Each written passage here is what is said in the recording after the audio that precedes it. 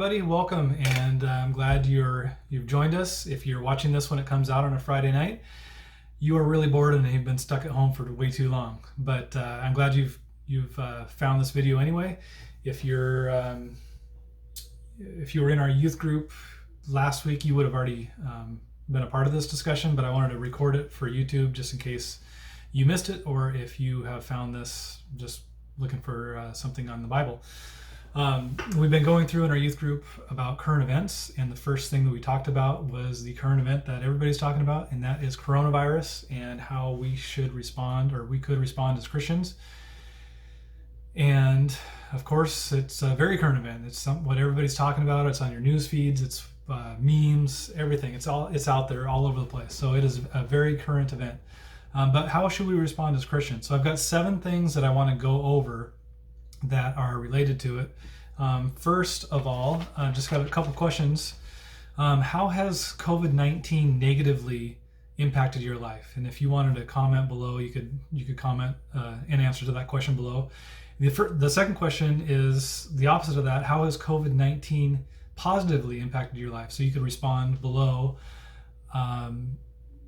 either one of those questions or one of those questions, but just I'm sure it has impacted all of our lives, and it has impacted us negatively, of course, but if we need to look at the positive too, and I'm sure that it has impacted you in a positive way. So feel free to comment below. Okay, the first item that I want to talk about is really not related to coronavirus at all. It's just in general, and that is that we are all sinners. Everybody, Christians, non-Christians, we're all in the same boat. We all sin. And the second item goes along with that. Because we're sinners, we are all subject to the effects of sin. And when bad things happen, whatever it is, it's an effect of sin. So there's a cause and effect, and the effect of sin is bad things. Coronavirus is a bad thing, and it's because we're sinners. And it may not be, we're not told that it's a direct result of some sin that someone has done, that God is mad, and we don't know exactly why God is allowing it to happen, but just know that it is a result of us being sinners. I thought of a similar situation that happened to the nation of Israel way before they even had their land, when they were still wandering around and had a tabernacle that they would pick up and move with them as they were nomadic. And it's from the book of Numbers. And just leading up to the story that I'm going to read here is that God had set up Moses as their leader. He had appointed him to lead the nation of Israel. And some people got sick of it. And 3 guys in particular, Dathan, Korah, and Abiram. And there were 250 leaders of Israel with them that were opposed to Moses' leadership. They were just tired of him. They just said basically, how are you any more spiritual than we are? And why should you be leading the nation of Israel? So they started an uprising up against him. And God got mad at that. He was protecting his chosen person. And what had happened is a plague Moses had said, okay, if God hasn't appointed me as leader, then you guys are going to die of natural causes. But if God has appointed me as a leader, then something unnatural is going to happen, and the earth is going to swallow you up. So, well, lo and behold, what happened is the earth opened up and swallowed him up, because God had appointed him as a leader. And in addition to that, fire came out from the earth and started devouring the 250 other men, and a plague started. And there's no name for the plague, but a plague started and people started dying. So that's what leads us up to our story. So I'm going to be in Numbers chapter 16, and I'm just going to read 9 verses, 41 through 50. And feel free to follow along with me if you'd like, or you can just listen to me read. The next day, the whole Israelite community grumbled against Moses and Aaron. "You have killed the Lord's people," they said. But when the assembly gathered in opposition to Moses and Aaron and turned toward the tent of meeting, suddenly the cloud covered it, and the glory of the Lord appeared. Then Moses and Aaron went to the front of the tent of meeting, and the Lord said to Moses, "Get away from this assembly so I can put an end to them at once." And they fell face down.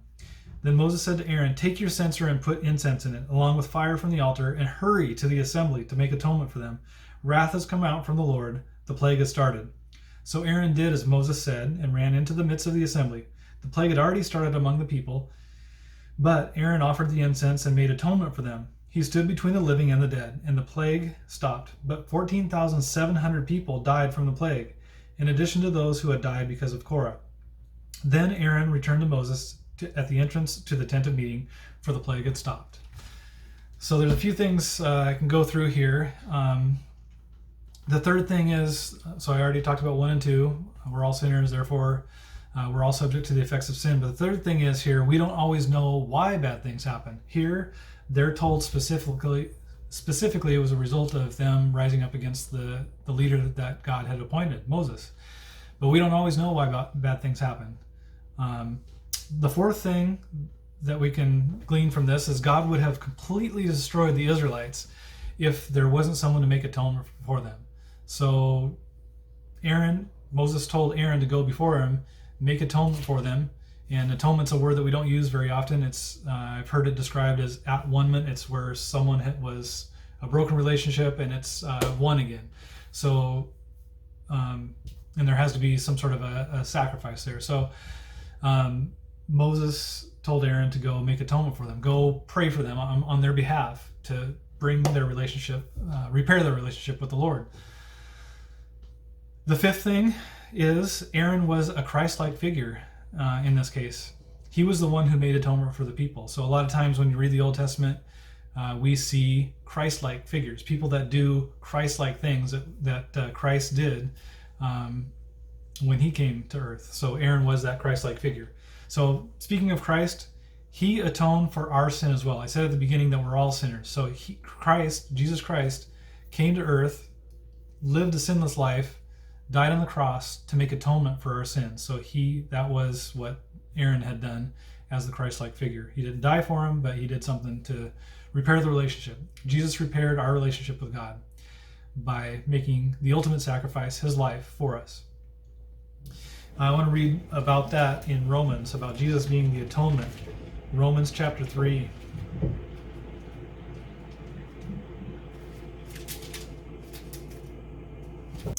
Okay, Romans chapter 3, verses 21 through 26. Again, you can follow along with me or just listen to me read.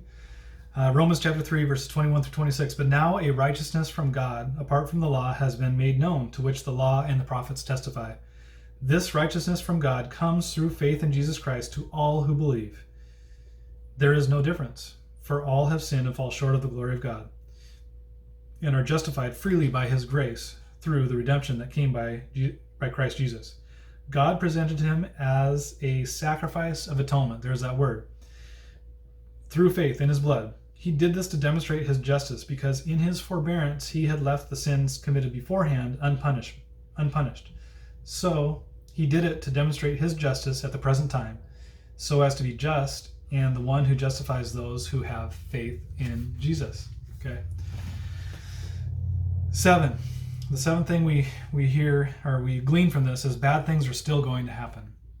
How can we respond? Okay, so we could be talking about COVID-19, or we could be talking about any bad thing that happens that's going to still happen, in our response to it. We can respond in faith or fear. Those are two polar opposite things. We can respond by just continuing to have faith in God, or we can be fearful. They're opposites of each other. We can also respond with helping or hurting. We can choose to help people, or we can choose to hurt people. And what I mean by that right now with COVID-19 is there's stories of people going around and breaking into businesses because businesses are closed and there's no one there to protect money or things that are there. So they're hurting the owner of that business. So we can respond with helping people out or hurting them.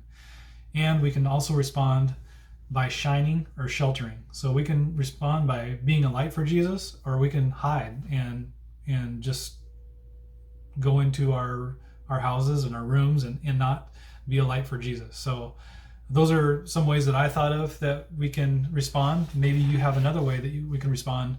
Feel free to comment below about that. And I've got a couple of questions just to think about here as we close. What realistic, tangible things can we as Christians be doing in response to this pandemic?